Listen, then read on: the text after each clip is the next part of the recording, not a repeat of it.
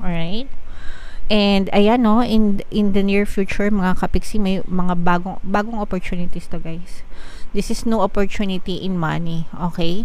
So may mga bagong opportunity pa. Blessed ka na right now, kapiksi. Blessed ka na right now, pero in your near future may mga bagong opportunity pa pagdating sa kaperahan, ang dadating sa'yo, okay? So i-mind nyo to mga kapiksi sa comment section, mind blessings, may new opportunities in money, ganyan.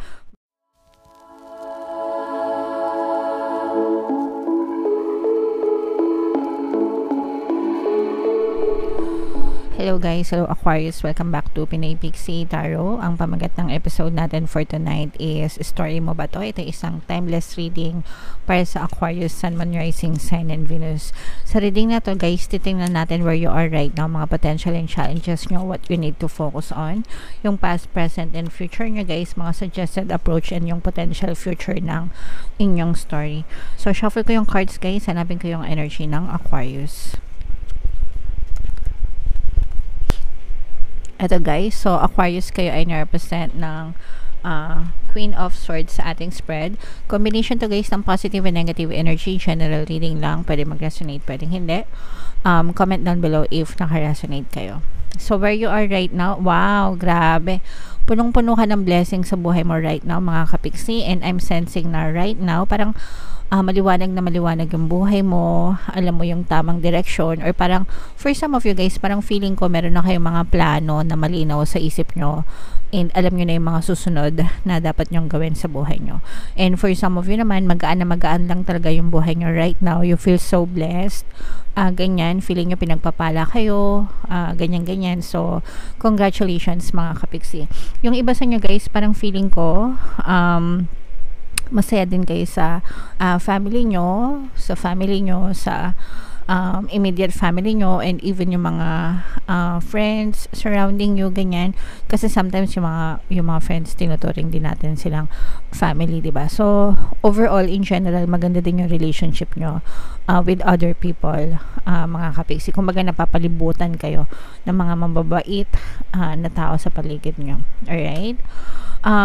Mga potential and challenges, this is more on potential mga kapiksi, no? Talagang for some of you, if meron kayong mga problema na pinagdaanan in the past, nakikita natin na parang nag-heal na kayo, kaya maliwanag na yung buhay nyo, nagkaroon na kayo ng forgiveness mga kapiksi. And for some of you, if you're still struggling, this may be a challenge, no? Kasi sometimes meron talaga tayong mga tao na hindi natin mapatawad mahirap, ganyan, dahil sa mga ginawa nila sa inyo. So you have to work on forgiveness mga kapiksi, no? So time heal all wounds, ika nga. Gagaling at gagaling din yung sugat nyo. Pwede nyo pakinggan guys yung ating Ho'oponopono and Self-Love na Subliminal. Available yan dito sa ating channel mga kapiksi. Marami na tayong natulungan dyan. Gumagaan talaga yung pakiramdam nila. Okay? So yeah. What you need to focus on mga kapiksi, focus on yung parang moderate living, no? Nagets nyo ba? Kumbaga, ilagay nyo lang sa tamang balanse lahat. Ilagay nyo sa tamang moderation lahat, no? Kahit na sabihin natin na blessed kayo, pinagpapala kayo, marami kayong pera, mga kapiksi, pero kailangan nyo ring i-treasure yung mga blessings na binibigay sa inyo ng Panginoon. So, make sure na wag nyo ring waldasin. Yung ibang tao kasi, di ba, minsan, kapag madami na silang pera, waldas din. Pag may time, di ba? So, ang ending, minsan, mabilis din maubos yung pera nila. So, kailangan vino-value din natin yung pinagkakaloob sa atin ng Panginoon, yung mga blessings natin. We can share them or invest them, di ba? So, babalik at babalik yan sa inyo, guys. Alright? Your past energy, mga kapiksi, sa past nyo, parang ang naging approach nyo sa magandang buhay nyo ngayon is parang slowly but surely. Okay? And magandang konsepto yan, guys, kasi ako, parang fan din ako ng kahit na mabagal, basta may progress. Okay lang. Okay? Hindi tayo masyadong nagmamadali. And in your case, ganun yung nakikita natin na energy nyo. Kumbaga kahit na mabagal, at least may progress, at least may pag-asenso. Hindi kayo nagsasayang ng oras at panahon. Okay? Pero talagang masinop. Nandun yung pagiging masinop nyo. Masinop energy nyo sa lahat ng bagay, sa lahat ng pagkakataon. Wala kayong pinapalampas. Kaya naman talagang umaasenso at maliwanag yung inyong buhay right now, mga kapigsi. Your greatest strength, mga kapigsi, is confident ka sa sarili mo. Okay, confident ka na kumilos ka na mag-isa, na yung iba sa inyo parang you're also independent at the same time, na parang hindi kayo umaasa sa ibang tao. And sometimes ganun talaga, or most of the time yung mga successful na tao talagang independent yung mga yan, kasi alam nila na if they fail and if they succeed, sila lang yun, no? So kaya iniiwasan nila mag-fail, or they will do everything to succeed, kasi alam nila na pag nag-fail sila, sarili lang nila yung pwedeng sisihin. So in your case, that's one of your greatest strength, mga kapigsi. Parang winork out nyo lahat ito sa sarili nyo, no? Parang hindi kayo umasa sa ibang tao, and maganda naman yung naging resulta para sa inyo, mga kapigsi. By the way, pasensya na kayo kung minsan sumasabit yung boses natin, kasi masyado tayong maraming nire-record araw-araw, guys. In the near future, mga kapigsi, for some of you guys, parang feeling ko yung iba sa inyo, komportable na kayo sa comfort zone nyo right now, okay? And in the near future, hindi ko nakikita na mag-attempt pa kayo na lumabas ng inyong comfort zone. Or for some of you, okay lang naman yun, guys, kasi kaya nga siya comfort zone, kasi komportable kayo. Pero if you want to expand more, kung gusto mo pang lumama yung blessings mo, kung gusto mo pang umunlad, umasenso, nasa sayo na yun kung gusto mong lumabas ng iyong comfort zone, because sometimes or most of the time talaga yung pag-unlad pa is nasa labas ng comfort zone. Pero in your case, guys, parang feeling ko kasi komportable ka na sa ginagawa mo right now. Yung iba sa inyo, guys, I'm sensing na parang nagkaroon din kayo ng trauma sa ibang tao, no? Kaya parang sinikap nyo, kasi parang may mga times in the past na kapag humihingi ka ng tulong, palagi kang pinahihindian, tinatanggihan, ganyan, walang tumutulong sa'yo, kaya parang nagsikap din kayo on your own na maging successful excuse me, para hindi na kayo umasa or manghingi sa ibang tao. So it's good, mga kapigsi, kasi talagang nakikita natin yung pag-grow nyo sa buhay nyo, mga kapigsi. Suggested approach, guys, hinay-hinay lang, no?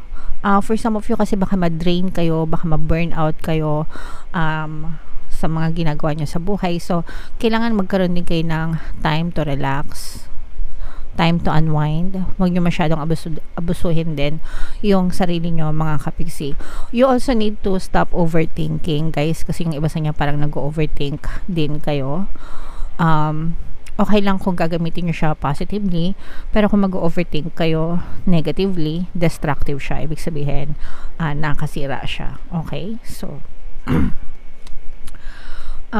what you need to know, mga kapigsi, may mga bagong opportunity pa na dadating sa'yo na mai-in-love ka. Something that you love to do. For some of you, parang nag-open din yung opportunity for love, no? Yes. So, for some of you, parang may manunuyo din sa inyo, mga kapigsi. I'm sensing this is a no love connection for some of you, no? Because you are a very confident person. Parang na-attract nyo yung pag-ibig. Kasi nga, diba, sabi ko sa inyo, maganda yung relationship nyo with other people, no? And parang mas lalo nyo pang na-attract itong mga brand new love connection with other people. May manunuyo sa inyo, guys. Yee! Kilig-kilig naman kayo. So, comment down below pala, mga kapigsi, if naka-resonate kayo dyan, guys. Your hopes and fears, mga kapigsi, this is this is more on hopes, mga kapigsi, kasi talagang very accountable kayo. Sorry, guys, kasi medyo maliit yung cards, kaya tinitingnan kong mabuti. Very accountable and very responsible kayo. Tsaka talaga nakikita natin na ma-establish nyo pa ng matibay yung inyong pamumuhay, mga kapigsi. Yun talaga yung goal nyo. yun talaga yung inspirasyon nyo, yun talaga, parang yun talaga yung main goal nyo sa buhay, no? And yeah, at saka meron parang merong mga susuporta sa'yo, merong isang tao na susuporta sa'yo na hindi kanya pababayaan kahit ano pang mangyari sa'yo, no? Kumbaga parang etong person na to, this is very loyal to you, and sa hirap at sa ginhawa kasama mo itong person na to. Alright? And ayan, no, in the near future mga kapiksi, may mga bagong opportunities to, guys. This is no opportunity in money, okay? So may mga bagong opportunity pa. Blessed ka na right now, kapiksi. Blessed ka na right now, pero in your near future may mga bagong opportunity pa pagdating sa kaperahan, ang dadating sa'yo, okay?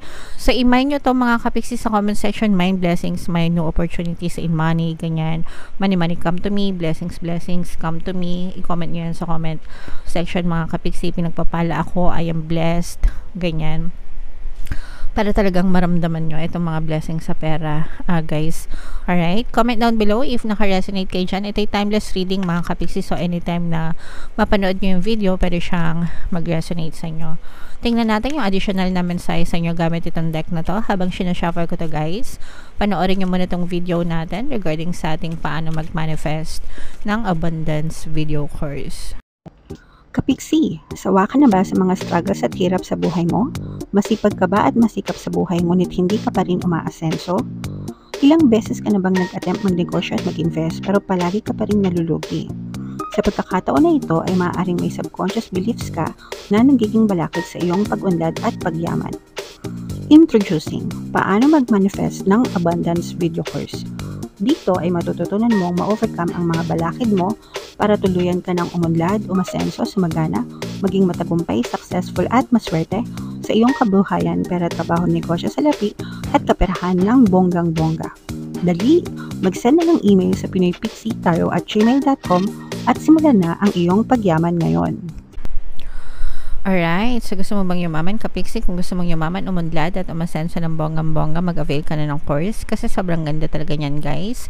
And good news, no, dahil malapit ang magpasko, extended yung sale natin until November 30. Mga kapiksi, magbibigyan ko ng 10% discount sa lahat na mag-avail ng course. Kaya mag-avail na kayo, guys.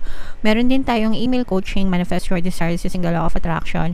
If meron kayo mga specific na gusto nyong i-manifest, pwedeng love and relationship, pwedeng money or career, mga kapiksi, pwede kayo magpabook ng email coaching session with me. Mag-send lang kayo, guys, ng email sa pinoypixitaro@gmail.com. So, trust the niggle, guys. What is the niggling feeling trying to tell you? Yan yung gustong sabihin sa inyo ng inyong mga gabay. Ibig sabihin nito, guys, makinig kayo sa emotions nyo. Your emotions are being influenced by your thoughts. Ibig sabihin, yung emotion natin na influensyahan yan ng pattern of thoughts natin. Kung maganda yung iniisip natin, maganda rin yung nararamdaman natin. Kung pangit yung iniisip natin, pangit din yung nararamdaman natin. Hindi pwedeng maganda yung iniisip mo tapos umiiyak ka, diba? So, hindi ganon. And the reason being for this is because kapag ka negative yung nararamdaman nyo, it's most likely na negative din yung ma-attract nyo sa buhay nyo. And ganun din kapag positive. So, kapag negative na yung nararamdaman nyo, mga kapiksi, tanungin mo yung sarili mo, stop, no?